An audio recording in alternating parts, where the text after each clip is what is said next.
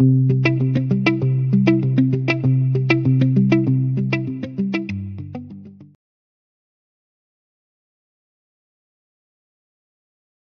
right, hey guys, it's Marcus with Go Local FXBG here with another local nonprofit spotlight. We've got Erica here from Central Virginia Housing. That's going to be our spotlight on Wednesdays over at Harry's Sidecar downtown for Trivia for Calls, 6 to 8 p.m. every Wednesday in August. We'll have her out there. We're going to be playing trivia with DJ Velvet, Kitty. We'll be giving away some cool prizes to Harry's. We'll be doing some 50-50 raffles to raise some extra money for you guys. But more importantly, we want to have you guys out there educating the community on what you're doing, what they can do to support. I think it's a really big thing. So just sharing the good news. Yeah, sharing the good news, because I've been saying it the whole time. There's so many good nonprofits out here in the community that we don't know nothing about. Fredericksburg got an incredible network. Oh, yeah. Our community is huge, and it's got so much resources. Totally. And people have no idea what's even available. They don't know anything about it, right? So, you know, for me, I always thought you guys were a Section 8 type thing. Like, and that's what most folks think. It's like, oh, well, they can't help me. They're Section 8. I ain't that poor. Exactly. And there's a 20-year waiting list on that. I'll never get one of those. Somebody's got to die. Yeah, so what's the point? Right. Matter of fact, like 200 people probably got to die. Yeah, honestly, that list is it's crazy long. So talking about that, so, you know, you guys, we were talking about this a little bit. You guys manage the Section 8 that's already in place. Yeah, exactly. And then you got the education piece. So let's talk a little bit about what all you do. So we'll start with the education piece. Yeah, so as much as Central Virginia Housing is like an affordable housing nonprofit, we've been in business for 35 plus years. Like, we do have three very separate departments. I think that's the best way to put it. Yeah, is that it's they all tie back into the same thing, but there's still kind of three things. Totally. So, you know, we're maintaining the Section 8 vouchers, but there's none available, and there hasn't been for decades. Right. So we're just kind of maintaining the folks that are receiving that subsidy to make sure that they don't lose that subsidy. Right. But our education piece is huge. Josie Ramos is our HUD counselor. She's just super integrated into the community. She's got great contacts in the real estate industry, and she's providing this education piece to ensure that anybody and everybody has the education to be a confident first-time home buyer. And not only a confident first-time home buyer, but if you get that certificate, like, there's other grants that you have access to. Well, that's the thing. So, yeah, let's talk about that. So we've got the education piece where you guys are teaching people how to become first home buyers. Yeah. And then you've got your grants and you've got your assistance. So let's talk about the assistance. I come to you, I take the class, or I go to the realtor, they refer me to you guys. Yeah. You know, now what? Like, how can you help me get in the game? So whether you're coming with a realtor or not, Josie's going to kind of walk you through who does what during the home buying process, so that you're not feeling out of the loop. You're not feeling like, I don't even know who I need to call. Right, I don't know where really know starts. who are the experts, who starts at what point in this process.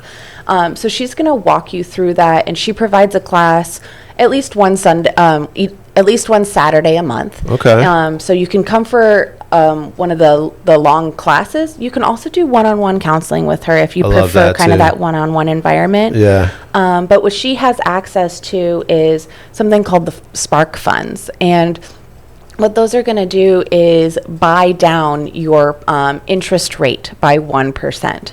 So if you're coming in looking at 6%, now you're down to 5%. Like, that's a lot of money. It is that's good a lot of money. I love that. So, because some people are overwhelmed, and we were talking about this before, you know, and I've talked about it with other nonprofit that we've set with, is that, you know, I'm definitely one of those people, and a lot of men are in general, or just people in general, when you're down and out and you're trying to figure things out, like, do I qualify, or, you know, blah, blah, blah, like, we've got this, like, sense of, like, I don't want to ask nobody for help. Yes, 100%. And we were just saying, you don't know what you don't know. You don't know what you don't know. So you don't know who to talk to. You don't know what you're even asking for. Right. And half the time, you don't really want to. You don't want to. You're experiencing a crisis in this time. Exactly. And I like what you said about, like, you know, you can come to the class, or you can just go to her and get one-on-one. Yeah, that's the beautiful thing about what Josie offers. I Is she's love that gonna because make some it people, accessible. right? Some people might go sit through like I took the real estate exam or class 3 times, and I still ain't got a real estate license because I just didn't get it. And sometimes it was you just need to sit with someone. It was too much. Yeah. But if I would have had a tutor or someone to sit with one-on-one and help me work through it, I would have been a real estate It agent. could have been a different conversation. Could have been a different thing. So Exactly. so that's awesome. So you help with that. You were saying that you also help with application fees. Yeah. So we understand at CVH that like affordable housing is about purchasing your home and owning a home. It's also about affordable rentals and being a responsible tenant and feeling like you have a standing in our community as a responsible tenant, because most of our community is renting. Yes, so yes. aside from offering that assistance if you're trying to become a homeowner, we're also we have a grant that is going to pay for all of your application fees up to $75. So MacDoc is $60, Plumbers Creek is $30. Right. That means instead of you taking your only $60 that you reserved Now for you got this, two. now you have two applications you options. can pay. Yeah. Okay. I love that. So let's really talk about, you guys kind of got your own little real estate thing going. Too. The portfolio, you've got we the do. low income rental opportunities there. Exactly. So for example, if I'm coming out of jail and I'm trying to get back on my feet and I got a job and everything, I got all my ducks in a row. I can't quite be a homeowner yet, but I could come to you guys 100%. and you guys could probably help me get, a house in the meantime to rent. That's way cheaper. So let's touch on that, because that's one of the biggest things I think that you guys offer. So we own 177 properties in the Fredericksburg, Spotsylvania, King George, and Caroline area. And all of our rents are going to be $100 to $200 below market rate. So we're talking $800 to $1,300 for a 2-bedroom. Which is crazy. Incredible price range. Which is crazy. Incredible price range. I mean, you go looking online and you can't rent a room for that half of the time. You cannot. You go rent a basement off of a private homeowner and you're living with people and it's $1,000 to chill in a basement. Exactly. So I really do love that. And like we were talking about before, it's like all these things. I mean, housing and transportation are your most important things. They're right? extremely connected. Anytime you're coming out of, re-entry, coming back into the world from jail, military, or the females that are coming out of crappy relationships, starting over, or just in general, you know what I mean? Like it could be that person that, I got dropped off in Virginia when I was 22 and had to figure it out. Exactly. It happens every day. Everybody else left that was in my tribe. And I'm like, all right, now what? It happens every day. Luckily, I found an apartment down in King George in the same scenario. It was lower income and, I figured it out. Well, and you and I were just talking about, as much as it is wonderful to have these affordable King George and Caroline apartments, it's so far out there. It's still not a good fit for everybody necessarily, because it's really not. Just because it's $600, if you can't get to your job, it doesn't matter how much it is. Because there's not a lot of jobs out there. So transportation really does connect with and I almost feel like, depending on where you end up working, it might just be a short-term thing. Because when I lived in King George, I got tired of making the drive. Yep. I was driving to DC. I was driving to Quantico, like so many different. And eventually I was just like, I don't want to make this. But it was good for making it work at the time. It was a good temporary solution. King George was a great starting place for me to live. It's a beautiful community. It's really, me coming from West Virginia, it was like a good starter community for me. Because it wasn't busy, it wasn't crazy, and it's still like that down there. It's really slow, it's laid back. There's not a lot going on. It's starting to build up. It's growing. It's totally growing. You got Dahlgren down there just booming. Yeah. But it's still very country based. It's very rural in all the best ways. And so it's still a wonderful area for us to have those apartments. We love to offer them, especially to our senior community. I think that's important too. But we have to make sure that it is a right fit for people, because we're not gonna, if you cannot get to your job, then it's not the right fit for you. So what I like about you guys, we were talking about, is that you guys are your own little thing. So a typical apartment building, I got to go apply through management, and it's cut and dry. It's black and white. Here's the qualifications. If you don't hit them, or you don't. You're denied. There's no negotiation. There's no talking about it. It's you're in or you're out, right? Yeah. With you guys take a different approach, where it's like we can have a conversation. and talk about, you know, where we're at in life, what went wrong with some of these things that are on my credit or my job history or whatever. We take pride in being second chance renters. Like you said, it's our call, so we get to kind of make that final determination. And some of our best tenants have been our reentry clients. So I love that. We're really proud of that we get to offer that to the community. Well, I think it's really important to have this reentry community out here because, you know, talking about like FailSafe and these other organizations out here that are helping this community, it's like people need a second chance. 100%. They just do. 100%. People make mistakes, things happen, like, and people change. Not everybody is a criminal forever. No. Like, you know, so I feel like everybody deserves a second chance. Yeah. And you bringing up FailSafe, like we are only able to do the work that we do because we have such beautiful partnerships at the table. We were just saying there's so many nonprofits in There is. Fredericksburg. And I feel like it's so important that we all connect and we connect those dots. It's okay, like, because, you know, I'm not going to lie, I have run into some competitive There's some healthy vibes. competition. There's some healthy It's always healthy competition, but I've ran into There's some healthy some competition. of those vibes where I'm just like, we're all on the same mission, man. Yeah. Like, I'm not trying to steal one of your houses. You're not trying to step into my entrepreneur world and teach people how to be entrepreneurs. If we can all stay in If our we can all lanes connect and the dots. respect one another's Exactly. position and expertise. Yep. You know, yes, Central Virginia Housing does housing. Homelessness is not housing. So if Exactly. I'm dealing with a homeless issue, I'm going to call Hope House or Micah. Right. If I'm dealing with a domestic violence circumstance, I'm going to call Empower House. Right. I'm not going to pretend like we can No, fix it's not everything. your thing, right? Exactly. Yeah, it's not the thing. So I do feel like it's important that everybody knows other nonprofits that can deal with Truly. things that we run into. Truly. Because if we can't rely on one another, then what are we What are we even doing, right? The community is like, we got to have that bond in the community. Yeah, and, well, especially with how much each issue touches each other. You Well, it all and I plays were in each just other. saying your housing, your mental health, Yep. your substance use, It all plays your into each other. income. It's all touching each other. Because, I mean, you know, think about the environment we live in. Like, you lose your house, your mental is going to shit. Exactly. Excuse my language, It's but true. It's true. you lose your job, like, you know, those you are lose your things. job, you're no longer able to provide food on your table, so you're going to the food bank. Exactly, and these kind of things play in each other. And it goes back to having this awareness out here and people knowing that the help's there. Yes. And, Yes. you know, like we touched about the food bank, what I really love about them, they make it so easy. So easy. Where you're not embarrassed. You know, it's very discreet. Yes. They'll deliver food to you. They're so, like, They're awesome. Options for accessibility. And I think that a lot of our nonprofits in our community really work hard to be accessible. They do. Like Josie offering a class or Right. one-on-one. What do you need in order Right. to access this opportunity? Exactly. And I think it's really important to be able to get the word out about all these opportunities.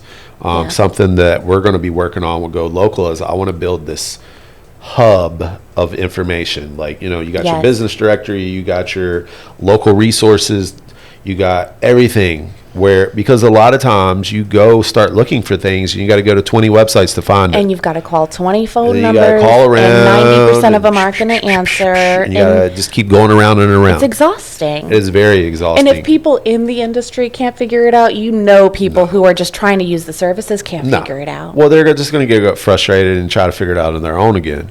And truly, whoever's fault it is, the systems are not built to be navigatable. And that was another thing we were touching on. Like, when you start talking about grants and free money and all these things, the system's not designed to give free money out. Not. You know what I mean? Unfortunately. Yes. Especially as times are changing, we're starting to lose resources. We're losing a lot of resources. Nonprofits we just had United Way go under. And Moss Free Clinic is gone. Moss Free's too. gone. Like, there's so many. There is evidence right in our very community Yes. of what is happening. Yes. So and it I is feel like something it to be goes aware of. back to, you know, like Oberly Academy, for example, they're 100% privately funded. Yep.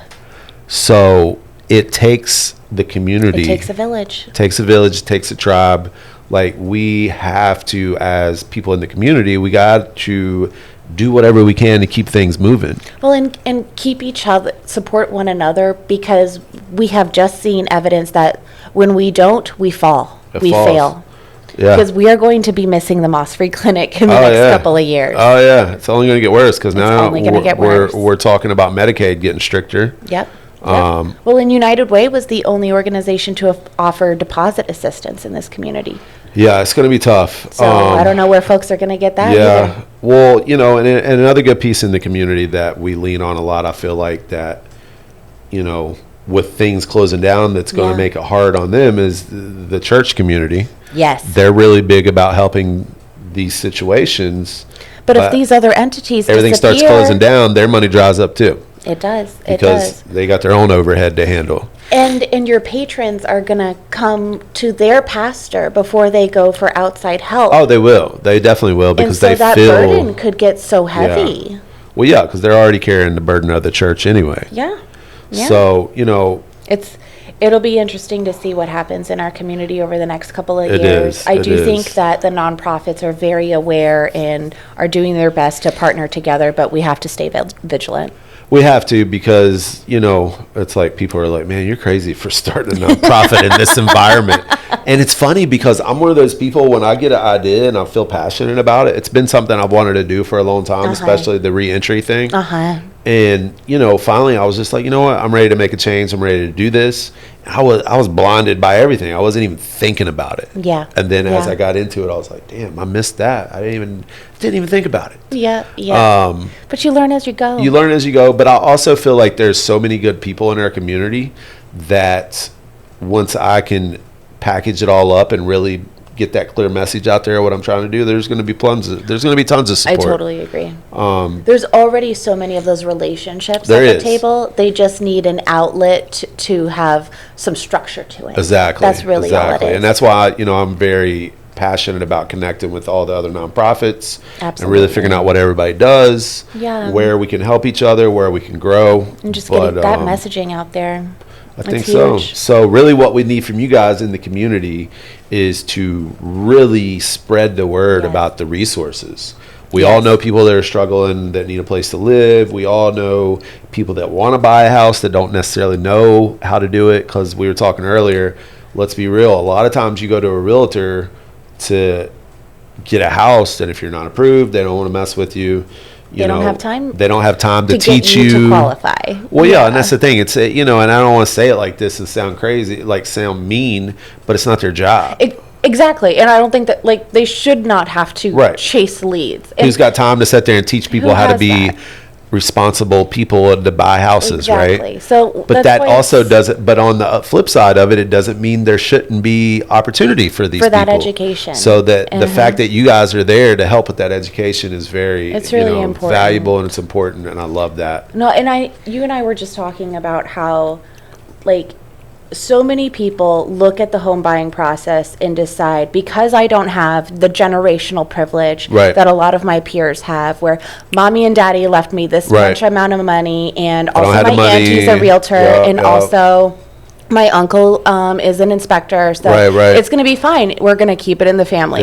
If you don't have that generational privilege, you might write this off as a goal that you could never achieve. I mean, I'm not going to lie, I'm 45 and I'm still not a homeowner because there's objection. I don't know how it happens. There's things that I'm like, well, can't do that. I don't have this. I don't have that. You know so what I mean? How do we get around that privilege? I think, it starts with the education piece. It does. For sure. Don't sell yourself short. Learn what's actually attainable. Yes. So that's the first piece is educate yourself. It is. There's resources. And learn about what opportunities are out there for you, because there are some. There's so many opportunities out here. We just got to go get them. We got to seek them, and we got to look for them and find people like you guys to tell us about it. 100%. Yeah, so tell everybody about the website and the socials and all the good things. Yeah, so we are www.centralbahousing.org. Super easy to navigate website. If you see something wrong with it, tell me, because I'm the one who's going to fix it. I always feel bad, though, as the marketing guy. I'm always like, I don't want to email them and be like, hey, you got an error on your website. Try and find an error for me, please. Give me something like that to take care of. Listen, don't tip me, because I'm good at finding stuff. I believe it. But yeah, we're also on Facebook, Central Virginia Housing. We post all of our events on there. So like you said, we're going to be at Trivia next Wednesday at Harry Sidecar. We're doing a golf tournament in September at the the Gauntlet golf course. So we really Awesome. love people to come to that. And Yeah. truly just go to our website, donate $35 Yeah, for whatever. our 35 years in business. Like, There you go. support affordable housing because everyone in your life is touched by it. That's right. And let everybody know about this educational piece. Everybody definitely needs to go to the website and start Yes. there. Start there. If you're looking to Exactly. figure out how to buy a house, or if you know somebody, your kid, your cousin, your uncle, your auntie, all the people, Yes, start on our there's website. someone in your circle that needs that education 100%. to learn how to buy a house. So Exactly. send them there. We'll see you guys next Wednesday, downtown Harry's Sidecar for Trivia for Calls. I'll be there. She'll be there. So if you got questions, she can help you or point you in the right direction. Yeah, come holler. Yeah, come holler at us. All right, guys. Until next time, Marcus will go local FXBG, another local nonprofit spotlight.